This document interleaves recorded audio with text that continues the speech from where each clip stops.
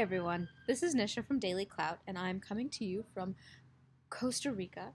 And I wanted to talk a little bit today about a great article that one of our friends, Alex Koch over at TYT, wrote recently.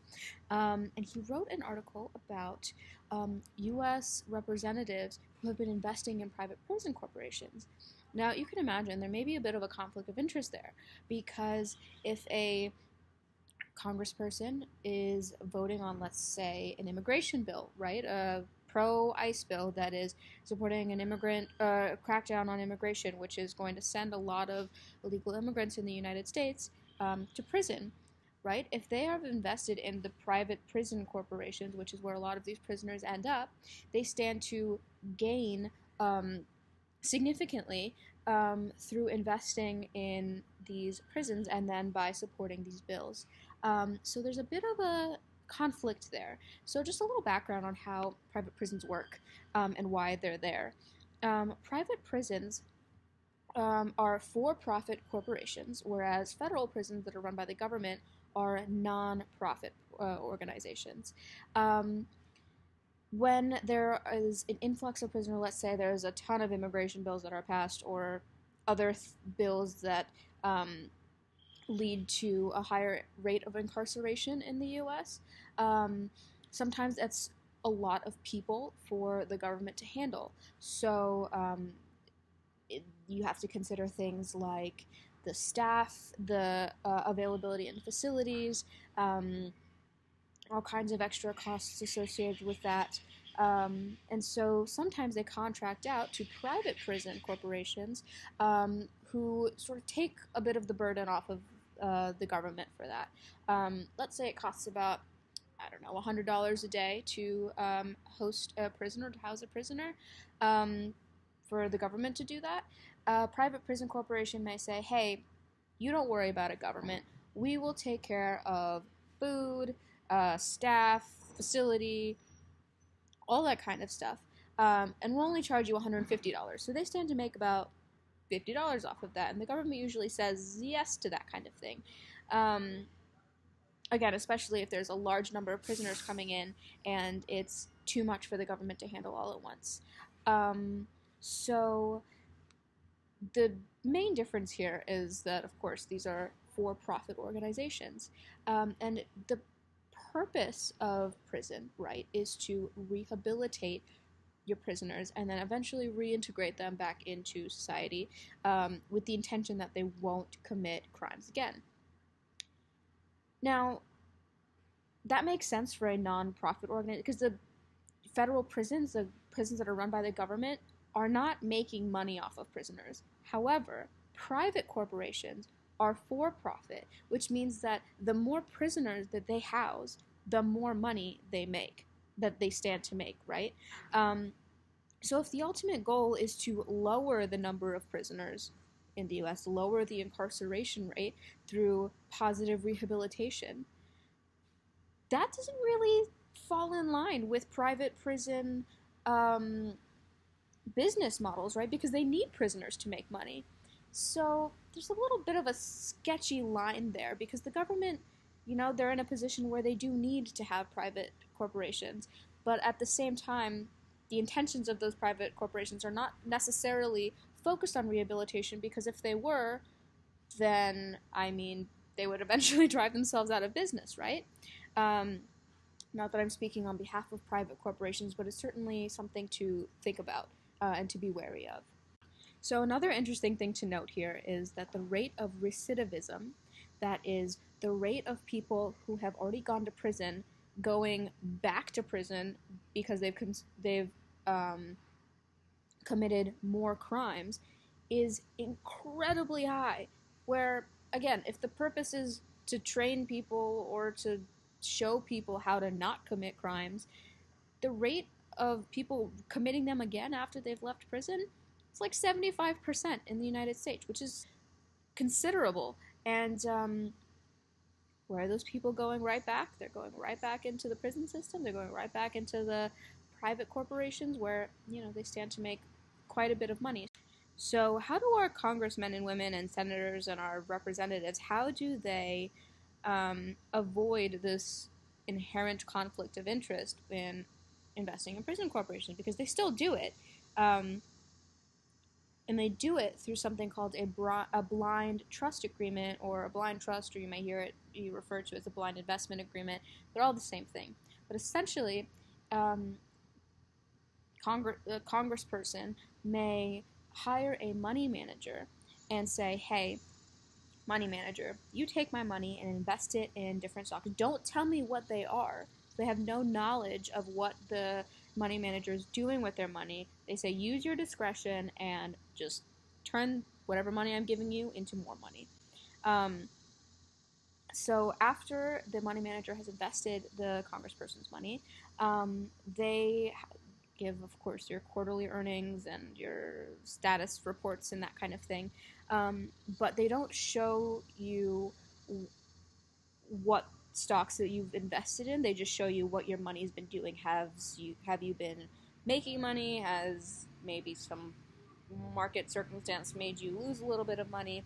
But again, you have no idea what stocks you've invested in. So theoretically, your money manager, or not so theoretically, this happens, is money managers can then invest in prison corporations without a congressperson knowing about it. So the congressperson can't use their knowledge of investing in prison corporations to make political decisions and then financially gain from it.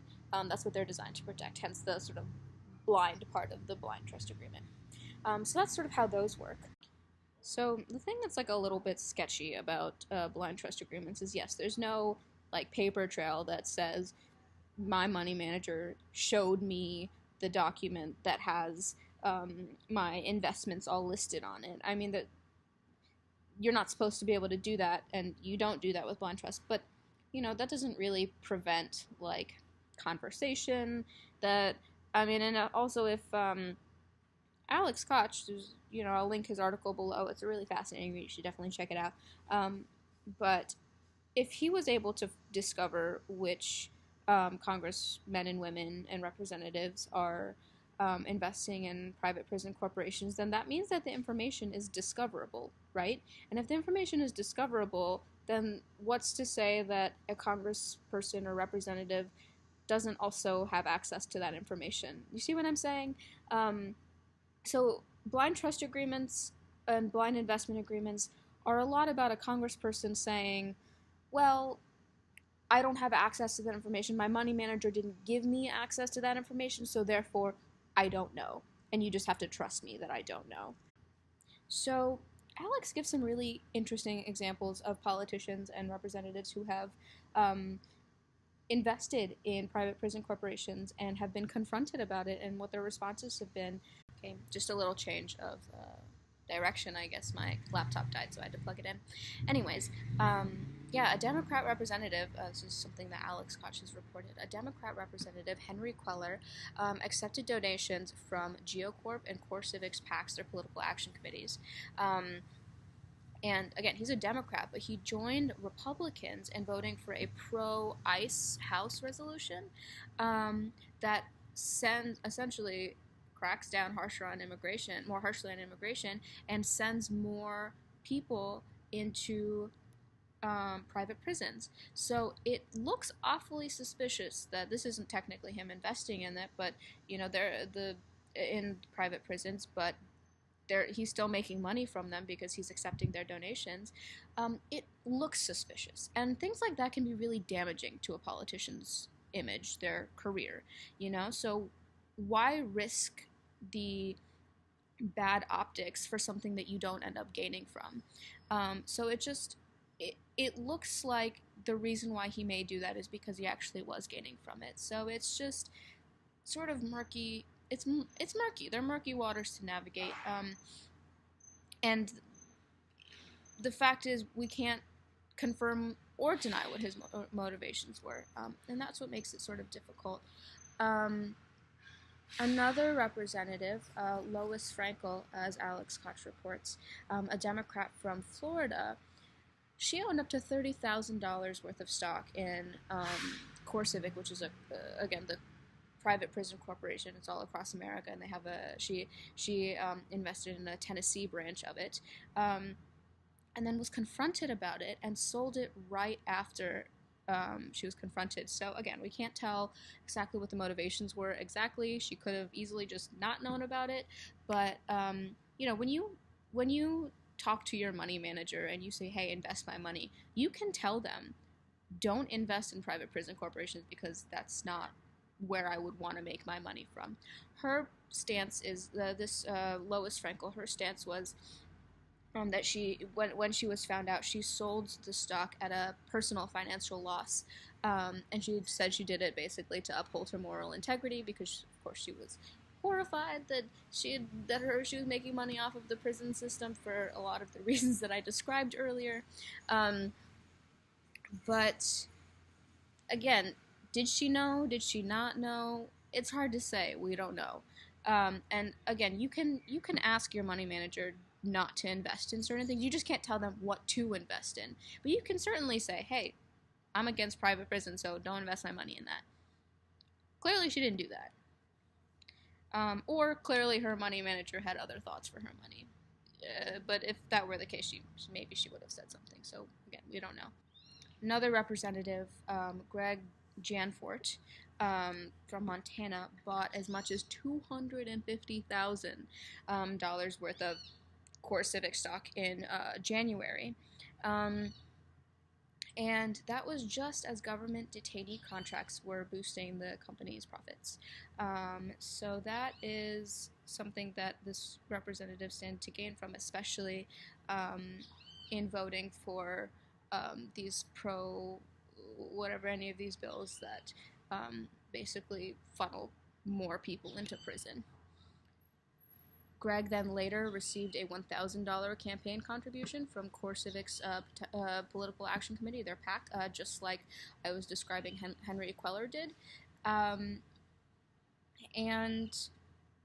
it doesn't seem like it's that much. $1,000 here and there doesn't seem like that much, but it certainly adds up. It also seems to indicate this underlying trend that's reflecting this conflict of interest that we've been talking about so far. So those are some of the dangers, just to summarize, these are some of the dangers that exist for representatives who want to invest in private prison corporations, and sort of a little bit of how that works and how that reflects back on them, and where that conflict of interest lies. So thank you for watching. This has been Nisha for DailyClout, and I will most certainly be back to talk about new things with you. Definitely subscribe to our YouTube channel. We've always got good new stuff being posted on there. And definitely check out our site, DailyClout. Again, this article that I've been talking about, I've linked it below, so definitely check that out. It's such a good read, super interesting. And Alex Koch, he does some really very thorough investigative reporting. It's really just a lot of interesting facts to know and just to be aware of. And yeah, let us know what you're thinking, what your thoughts are in the comments. Share the video, like the video, and I will be back with you again very soon. So I'll talk to you later. Have a good one. Bye.